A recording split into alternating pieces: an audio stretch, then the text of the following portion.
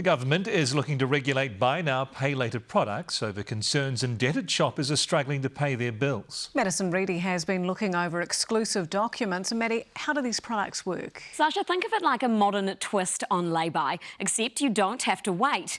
By using one of these apps, you can get something now and pay for it later, typically in 4 or 6 instalments. It's incredibly popular with younger shoppers. The majority of people using it are under 45, most of them females.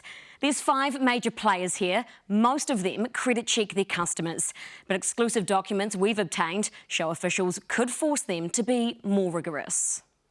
Get it now, pay for it later, without added interest. Hurts less when it's 25 a week rather than 100 right now. It's helped me sort of pay it off, or if I'm not in the best of positions this week. It can be a bit addictive though. That's what officials are worried about. Newshub's obtained documents showing the government is closely watching buy now, pay later providers. I'm concerned of any reports of consumer harm around buy now, pay later products. When you break up those payments into bite-sized pieces, it can incentivise people to overspend. Buy now, pay later is booming in popularity, especially since last year's level 4 lockdown.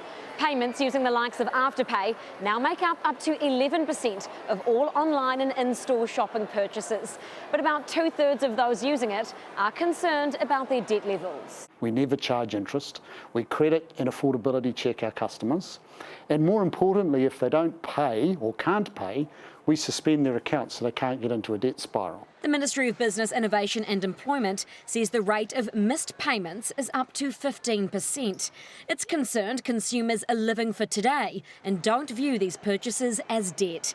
If someone is unable to afford their instalments, their buy now, pay later account can be frozen and they're charged late fees. They could use credit to pay, impacting their credit score. Providers can then attempt to take repayments from customers' bank accounts multiple times, meaning people could forgo necessities like groceries and power. And there's nothing stopping people who don't pay from using another buy now, pay later provider. We showed this list of concerns to the industry. We're not seeing the evidence of harm that you're talking about here. Yeah, look, I can't dispute the thinking behind this.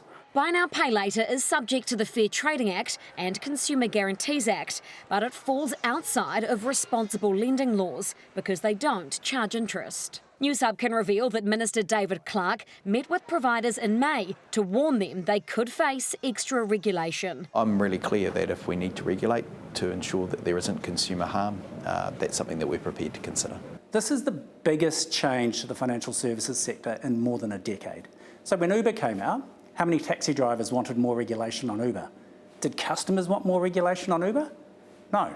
Officials will ask the public for their thoughts later this year, but it seems many are already wary. Madison Reidy, Newshub.